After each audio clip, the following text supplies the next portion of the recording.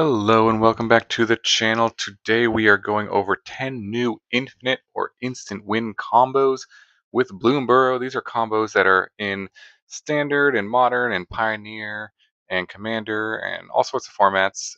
So let's jump into it. And our first infinite combo is with Gev, the Scaled Scorch, which is a 2 mana 3/2. A legendary creature lizard mercenary, ward pay 2 life. The most important part is this mode here. Other creatures you control enter with an additional +1/+1 counter on them for each opponent who lost life this turn. And whenever you cast a lizard spell, give Scaled Scorch deals 1 damage to target opponent. Now the infinite combo here is with persist creatures. Specifically, Murderous Redcap is very good with this because when Murderous Redcap comes into play, it deals damage equal to its power to any target. So you can target the opponent. So if you have Gev out and you have Murderous Redcap out, you can target the opponent. And now you need a sacrifice outlet of any kind. So for example, Carrion Feeder I thought of just because it was kind of on color. It's 1 mana, very cheap sacrifice outlet. So what would happen is the Murderous Redcap comes into play. You do 2 to your opponent. So now it satisfies this first ability of Gev that they've lost life this turn, right? So you can sacrifice it, and the Murderous Redcap comes back into play. The persist. But because it comes back into play with an additional +1/+1 counter, it counteracts the -1/-1 counter, and so it does an additional 2 damage to any target. So you could just target all your opponent's creatures if you wanted to, but it just does infinite damage to the opponent's face as well. Sacrifice it again, comes back as a 2/2. Sacrifice it again, comes back as a 2/2. So any other persist creature could technically work with this, although Murderous Redcap is quite good because it does damage when it comes into play already, so it starts to satisfy Gev's ability.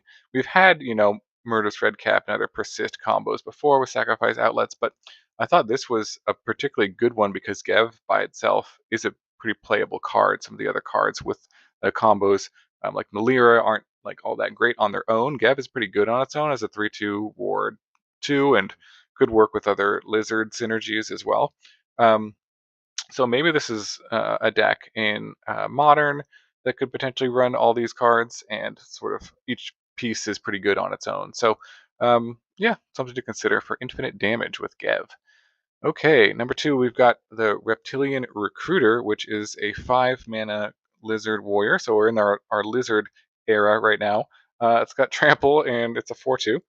And when it enters, choose target creature. If that creature's power is 2 or less, or if you control another lizard, gain control of that creature until end of turn. Untap it. Key is untap it, and it gains haste as well until end of turn. So it works infinitely with Kiki-Jiki. You could play Kiki-Jiki as your commander and have this in your deck as well as an infinite combo piece with it. Because Kiki-Jiki, if you have this in play and you play Kiki-Jiki, you can tap it to copy this, which then comes into play as a haste version of it, and then that would come into play and trigger, and you could target the Kiki-Jiki because it has power 2 or less. It also is because you would have another lizard in play, but it would untap the Kiki-Jiki, tap it again to make another copy, and then get infinite lizards. This does work in standard too with Molten Duplication and Gired. So if you created a token copy of the Reptilian Recruiter and you had a Gired out in play, you could tap the Gired to make a copy of the token copy, which would come into play, and then that would untap the Gired, right? And then you tap the Gired to make another copy of it, so you would get infinite copies of the Reptilian Recruiter, essentially. So that would be more infinite lizards in standard. So some infinite combo potential here. Next up, we've got the Flame Catch Gecko for combo number 3. It is also a lizard warlock, 2 mana for 2/2. And when it enters, if an opponent lost life this turn, add a black and a red mana. You can also pay 2 to discard a card and draw a card. But mostly we're using this as an infinite combo because it adds 2 mana, which is basically its mana cost, back to your mana pool, but it's also conveniently the Cathodian Nightmares mana cost. So this is for historic or timeless or modern, this could work. You do need another copy of the Flame Catch Gecko in your graveyard and 1 in play. So how this would work, and you do need to have your opponent lose life, but say that you could use a land to ping your opponent, some of the ping lands from the last from Outlaws of Thunder Junction to satisfy this ability. So it's not too hard to have the opponent lose a life this turn. Um, so if you have one Flame Catch Gecko out and another one in your graveyard, um, you could play one. It adds the mana. Then you could play Cathodian Nightmare. Comes into play. You get 3 energy.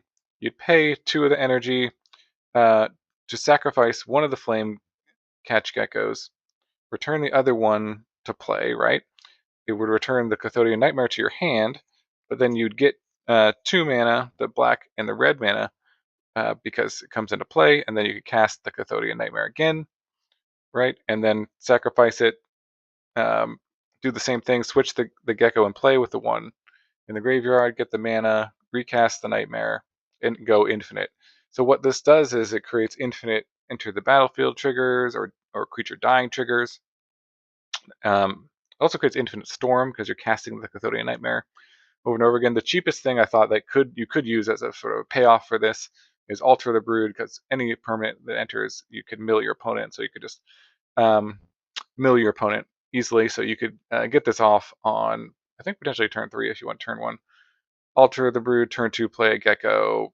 If it died, let's like block one of their creatures. Turn 3, play like a ping land, play another Gecko, get the mana, play the Nightmare, and then just start going off from there. So you could go, yeah, turn 3 would work for infinite mill if you were lucky and had all these cards. So yeah, maybe there's some potential here with these cards and any sort of payoff too. There's a lot of other payoffs you could use. Blood Artist effects, anything that works with a death trigger would go infinite as well, or anything with like whenever a creature comes into play, whenever enchantment comes into play, whenever cast an enchantment, and also a storm card could work as well. So like got shot at something, or what's the storm card? I'm blanking on the storm card. The red storm card. Any storm card would go infinite. So um, yeah, this is an interesting combo. All the pieces are pretty cheap, so maybe there's some potential here. All right. Next up, we've got your Gra, Eater of All. So I got 2 different combos with your Gra. This is the one in Standard, which is kind of cool that you can go infinite in Standard with your Gra, Eater of All. So let me read it. It's a 5 mana 6/6 elemental cat legend. Ward, sacrifice a food. It's got a little bit of protection. Um, Other creatures are food artifacts in addition to their types and have 2 tap, sacrifice a permanent, gain 3 life. So what a food does. Whenever a food is put into a graveyard from battlefield, put 2/1/1 counters on it. So really, this middle ability, turning every other creature into a food, is interesting and something we've never really seen before. Turns all your opponent's creatures into food, all your creatures into food. So how do we take advantage of this? There's 2 cards in Standard right now that say whenever you sacrifice a food. So Camellia, the Seed Miser, is a 3 mana 3/3 Squirrel Warlock with Menace. Other squirrels you control have Menace. But most importantly, it says whenever you sacrifice 1 or more foods, you create a 1/1 green squirrel creature token. And then you can forage, put a +1/+1 counter on each squirrel you control. And also the Experimental Confectioner comes into play, Mega Food. And whenever you sacrifice a food, you create a 1/1 black rat creature token that it can't block. Right? So both of them have an ability that when you sacrifice a food, it creates a creature. Now with your Gra, that creature is also a food. So you see where we're going here. So when you sacrifice that food creature, then you get another food creature. If you sacrifice that food creature, you get another food creature. Sacrifice the food creature. So if you have a sacrifice outlet, Bart, which is a 2 mana 2/1, which says sacrifice another creature and artifact, put a +1/+1 counter on it. So if you had any 3 of these cards, your Gra, Camellia, and Bart out, you'd get infinite +1/+1 counters on Bart, which is pretty good. And you'd also get infinite +1/+1 counters on your Gra.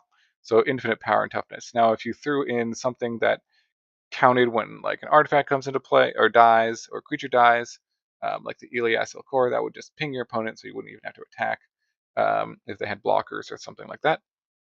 So you could throw that into this deck too, but you really only need 3 cards to go infinite here in Standard, and they're kind of all in this 3-color combination here. So I don't know, maybe there's something there's something to this. I'm probably going to throw this together in a deck and see how it goes. Your Gra is such a cool, interesting, unique card that there's a lot of combo potential with this guy. So uh, the next Ygra combo is this is legal in I think Pioneer, so or Explorer on Arena. Is that all you need is 2 Cauldron Familiars for infinite damage and infinite life gain. Um, so you need 1 Cauldron Familiar in the graveyard and 1 in play. Or if you just had a food in play, you could have 2 in the graveyard and get 1 back. But essentially, if your Cauldron Familiars are also a food, you can just loop them because your Gra turns all your creatures into food. So you can sacrifice a Cauldron Familiar to get back a Cauldron Familiar.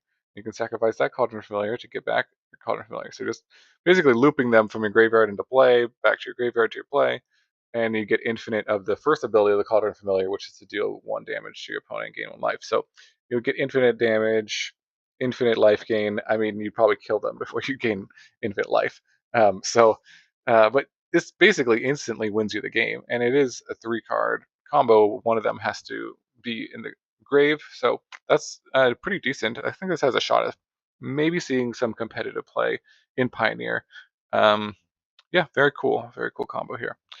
Okay, next up we've got the Iridescent Vine Lasher combo here. This is sort of a speculation. I think this card is quite powerful, especially with I think it's going to be decent in standard, but it's got definitely some combo potential, especially because it has Offspring here. So it's a 1 mana 1/2 with Offspring 2, right? And it says landfall whenever a land you control enters, it does 1 damage to target opponent.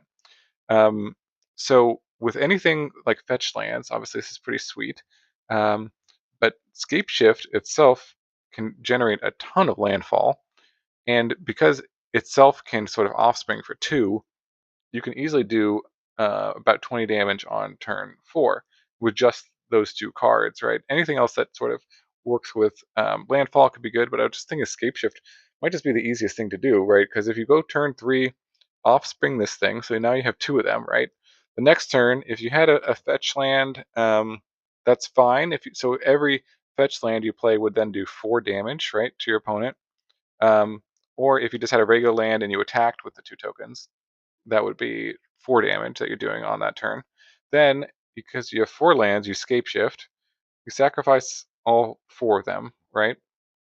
And then you get 4, any of the sort of brokers, hideout, these sort of new Capenna lands that when they come into play, you sacrifice them immediately and get another basic. So you'd only need to play, maybe 5 or 6 of these in the deck and some basics, of course, to fetch out. But what you would do is you'd scape shift your 4 lands away, get 4 of these new Capenna lands, and so that would trigger landfall 4 times. And if you had 2 of those, that would be 8 damage, right? And then those would get 4 more lands, and again, if you had 2 of those, that would do 8 more damage. So that's 16 damage plus the 4 damage you already did from playing a land that turn and attacking for 2 potentially. And then if you did any other damage earlier in the game, then that's more than 20 damage. Plus, later in the game, if you have 5 lands, you can search up 5 of these and do even more damage, essentially 4 per land. So I think this card has some potential too to see play in Pioneer. I believe Scale Shift is legal in Pioneer to get this combo off. So yeah, definitely an impressive little 1-drop here that can do a ton of damage out of nowhere.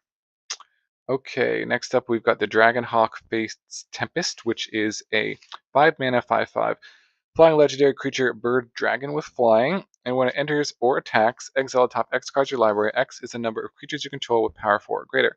You may play those cards until your next end step. At the beginning of your end step, it does 2 damage to each opponent for each of those cards that are still exiled. So this guy can do a ton of damage if you are kind of use the right circumstances. If you build your deck around him, I think this card's pretty powerful for sure. It seems kind of innocuous, but with Roaming Throne, this kind of doubles its triggers.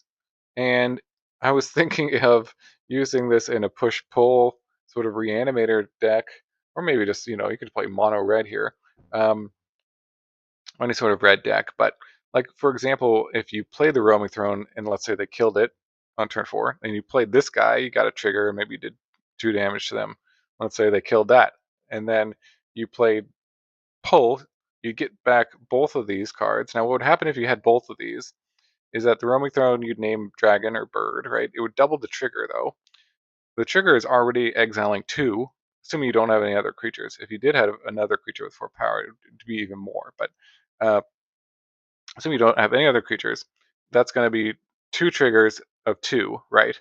So that's going to be yeah, because each is will exile 2 cards, so that's 4 cards exiled.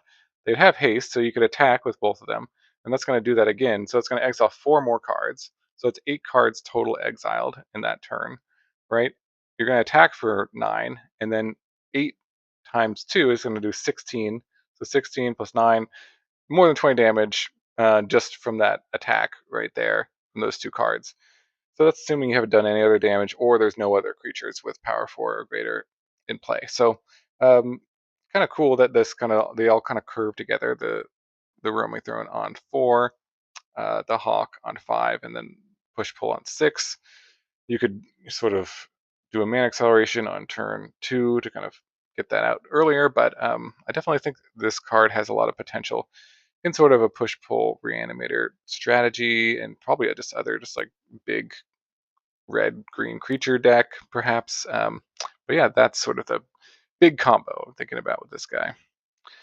All right, next up we've got the Valley Floodcaller, which is a 3 mana 2/2 otter wizard with flash, and it says you may cast non-creature spells as though they had flash. Whenever you cast a non-creature spell, birds, frogs, otters, and rats you control get +1/+1 until end of turn, untap them. So very key that it untaps them. So this card goes infinite with Retraction Helix. You get infinite power and toughness and infinite artifact ETBs if you have a 0 mana artifact in play, such as Mishra's Bauble or any sort of Mox or anything like that. So in Pioneer, you could play this combo as well. There's some 0 mana artifacts, 0 mana equipments, I believe, too, as well. Doesn't really matter what the 0 mana artifact is.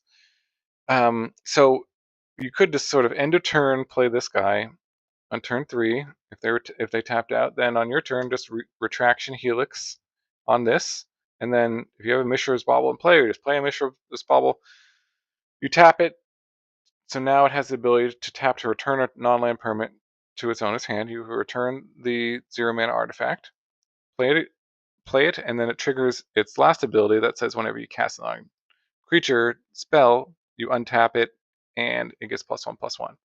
So those 3 cards by themselves go infinite, right? This would be an infinite power and toughness on the Valley Floodcaller. So if they didn't have any blockers, you could attack for infinite damage, which would be decent, right? And you could, I think you could time it so you could like bounce one of their blockers with the Retraction Helix, and then if you had any other non-land permanents, you could bounce some of their guys. So that'd be pretty good too. But if you wanted to sort of assure a win, you could play any other artifact, Altar of the Brood, that says whenever a permanent enters the battlefield under your control, each opponent puts the top card of his or her library into his or graveyard. So anything that would trigger off of an artifact coming into play and triggering some effect. There's lots of different effects like that do damage, but this would kind of keep it all into like a mono blue shell potentially if you wanted to do that. So I think this guy's got some combo potential. You know, all these can go off on turn 4 or maybe turn 3 if you had a mana accelerator on turn 1 like Land War Elves. You could even do that, but it's definitely got some potential for some infinite combo, and all these combo pieces are pretty cheap. So maybe we'll see this sort of in Pioneer, Modern, or at least somebody will probably try to make it happen. Sure. Okay, and next up we've got Kitza the Otterball Elite, which is a 2 mana 1/3. It's a legendary creature otter wizard with vigilance and prowess. Tap to draw a card, discard a card, and you can pay 2 to tap it to copy target instant or sorcery spell you control and choose new targets for the copy, but activate it only if its power is 3 or greater. So this goes infinite with Dramatic Reversal, which is a 2 mana instant that says untap all non-land permanents you control. So again, this is kind of all in mono blue. I was trying to just make it all one color, but you could obviously add more colors to the mix. But with Omen Hawker, which works really well with this, you could uh, win as early as turn 3. I was thinking with Codex Shredder. So this combo is a little more complex, or it requires maybe a little bit more pieces because you need to get its power up to 3 to go off, and you need an extra kind of 2 mana. So you need, you could use 2 Birds of Paradise or whatever, any mana dorks that tap for 2. But Omen Hawker is kind of the cheapest one. So you could go turn 1 Omen Hawker, turn 2 Kitza, and then turn 3 you could play the Codex Shredder, which would trigger prowess, right? So its power is now 2. Um, play Dramatic Reversal. With Dramatic Reversal on the stack, right? So its prowess ability would trigger. Its power would now be 3. Tap the Omen Hawker to add 2 mana, use it to use its copy ability, copy the Dramatic Reversal, keep the Dramatic Reversal on the stack. You got to kind of do that the whole time. And in response, tap your Codex Shredder to mill your opponent for 1, and then the copy of Dramatic Reversal would resolve, right? And then everything untaps. There's still one, the original one on the stack, and then you do it all again. You tap the Omen Hawker, you tap the Codex Shredder, you tap the Kitza to copy the Dramatic Reversal, it untaps everything, and you just keep just tapping everything to create infinite copies of Dramatic Reversal, which would mill your opponent out. If you had Codex Shredder, for example. If you had any other things that tap for effects that tap to ping your opponent, or anything like that, or like Birds of Paradise, if you had something that taps for mana, you get infinite mana. So anything that taps, you can get infinite untaps with this combo as well. So we'll see. I think maybe this is a little less likely to see play just because it requires a little bit more setup, but a pretty cool infinite combo nonetheless. All right, and then last up, we've got the Jackdaw Savior, which is infinite, lots of stuff. So this is a 3 mana, 3/1 bird cleric with flying, and it says when it or another creature you control with flying dies, return another target creature card with lesser mana value from your graveyard to the battlefield. So the key piece here is having Safi, which is a 2 mana 2/2. It says you can sacrifice it when target creature is put into a graveyard this turn. Return that card to the battlefield, right? So if you have any flying creature that costs more than Safi, 3 or more, for example, Inspiring Overseer, that has some sort of effect that when it comes into play, it does something. And you have a sacrifice outlet, Carrion Feeder, for example. So these could be interchange. Any flying creature 3 mana or higher that has some sort of effect when it comes to play, any sort of a sacrifice outlet would work. What you do is, if you have these cards in play, you can sacrifice Safi and target the Inspiring Overseer, and then sacrifice the Overseer from the Carrion Feeder, and then that will that would trigger the Jackdaw's Savior's ability, right? And that you could then return the Safi, and then the Inspiring Overseer would be returned because it died and it had the Safi's ability on it. So it would return both the Safi and the Inspiring Overseer would just basically infinitely loop back and forth from the graveyard. You'd get infinite +1/+1 counters on your Carrion Feeder. You'd get infinite life. You'd draw infinite cards. You could get infinite come into play abilities if you had something else in play that triggers that. But this by itself would be infinite life and cards, which is usually enough to win the game. I'm sure there's all sorts of other stuff. Like if you had Goblin Bombardment, that would just, kill your opponent, something like that. So, yeah, definitely got maybe some potential here because Safi and Jackdaw Savior, decent cards on their own. It is a 4-card combo, so you may need harder to assemble than some of the other combos I mentioned today. But nonetheless, pretty fun. So that is the 10 combos, infinite combos, or instant win combos for the new set coming out, Bloomburrow. Thanks so much for watching. Appreciate you so much. And let me know in the comments what you think about these combos. Any cool new combos that you're thinking about brewing around, any new decks you want to play. And I'll see you in the next video.